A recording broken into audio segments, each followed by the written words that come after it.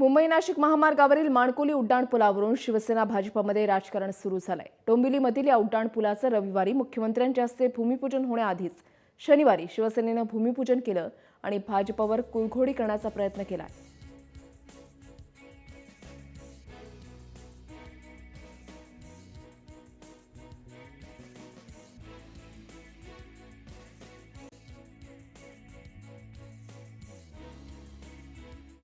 आताच कपिल पाटील साहेबांनी थोडीशी नाराजी व्यक्त केली की काही कालचा कार्यक्रम झाला वगैरे।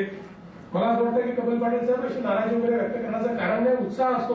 बघा मी तुम्हाला सांगतोय 10-15 वर्षापूर्वी म्हणजे मी जेव्हा लहान होतो तेव्हा एकदा लाल किल्ल्यावर गेलो। लाल किल्ल्यावर गेल्यानंतर मला असं वाटलं की इथलं पंतप्रधान भाषण करतात तर मी करून पाहायला पाहिजे, म्हणून त्यांच्या समोर उभं राहून मी भाषण केलं। आता मी भाषण केल्याने मी पंतप्रधानही होत नाही, तो 15 ऑगस्टही होत नाही।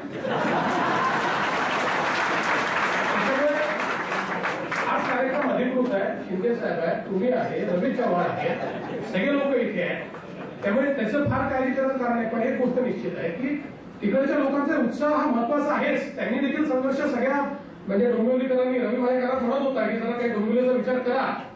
त्यामुळे आता आपण असा निर्णय करू की भूमिपूजन इकडे केलं, उद्घाटन आपण तिकडे